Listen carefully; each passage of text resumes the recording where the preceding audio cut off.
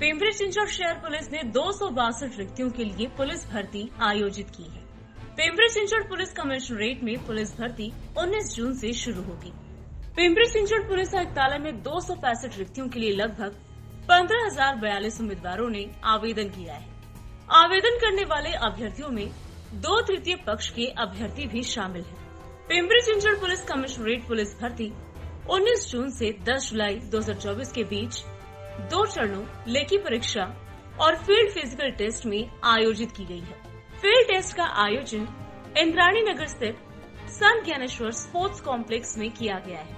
Pimpri Chinchwad police के आयुक्त ने police भर्ती प्रक्रिया में उम्मीदवारों को किसी भी कठिनाई का सामना करने पर स्थानीय स्तर पर समस्याओं को हल करने की सुविधा भी प्रदान की है। संपूर्ण महाराष्ट्रामध्ये उद्यापासून पोलीस भरती सुरू होत आहे। पिंपरी चिंचवड पोलीस आयुक्तालयामध्ये सुद्धा ही भरती सुरू होत आहे उद्यापासून। एकूण आपल्याकडे 262 इतकी रिक्त पद आहेत आणि ह्या रिक्त पदांच्या अगेन्स्ट आपल्याकडे जवळपास 15,000 इतके ॲप्लिकेशन्स आलेले आहेत। भरतीचे टप्पे असे आहेत की सुरुवातीला कॅन्डिडेट्स जे येतील त्यांची फिजिकल मेजरमेंट होईल, त्यांचे डॉक्युमेंट्स व्हेरीफाय केले जातील, त्यानंतर फिजिकल इव्हेंट्स ग्राउंडवरती होतील आणि मग शेवटी तिथे लेखी परीक्षा होईल। आपण प्रत्येक दिवशी 500 इतक्या उमेदवारांना बोलवत आहे आणि त्या 500 उमेदवारांची आज 500, उद्या 500, परवा 500 असे आपण स्पेस आउट केलेले आहेत। जी आपली भरती होणार आहे ती संत ज्ञानेश्वर क्रीडा संकुल इंद्रायणी नगर हे जे महानगरपालिकेचं आहे तिथे होणार आहे। तिथे सगळ्या सोयी व्यवस्था आहेत।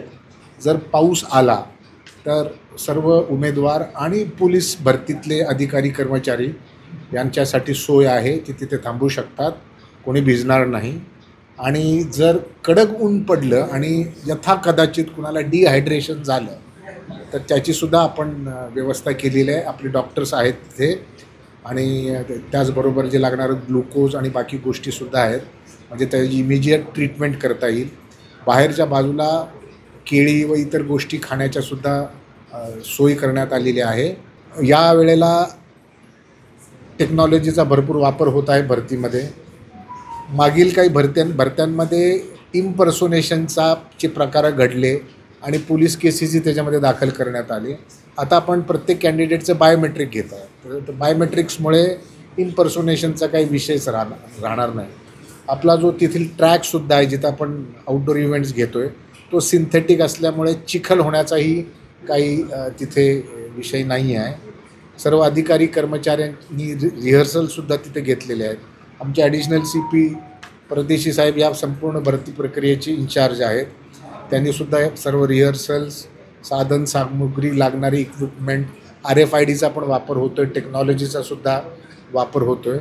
तर ती भरती उद्यापासून सुरू होईल आणि शेवटचा टप्पा म्हणजे लेखी परीक्षा आणि त्याच्यानंतर जे उमेदवार क्वालिफाय होतील त्यांची लिस्ट लागेल। पहाटे 4 वाजता प्रक्रियेला सुरुवात होईल। त्याचा ॲडव्हान्टेज असं होतं की ऊन नसतं, कारण जर स्काय एकदम जर आकाश क्लिअर असेल तर थोडी गरमीचे पण हे दिवस आहेत आणि त्याच्यामुळे 500 उमेदवार आपल्याला प्रोसेस करायचे, तर ते त्याप्रमाणे आपण त्यांना प्रोसेस करून घेऊ। तर पहाटे लवकर सुरू होत आहे। 2 आहेत तृतीयपंथी उमेदवार, त्यांचे अर्ज प्राप्त झालेले आहेत।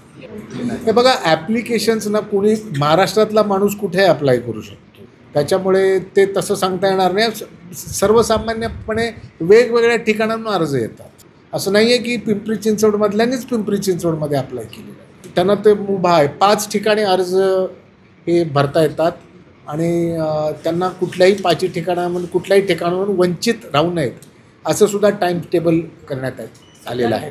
त्याचबरोबर जर पाऊस पडला त्या दिवशी जर चाचणी घेता आली नाही तर त्यांची ती डेट ॲडजस्ट करून देण्यात येईल, जेणेकरून कोणालाही भरतीपासून तो वंचित राहणार। Bureau report, VSRS news, Pimpri Chinchwad.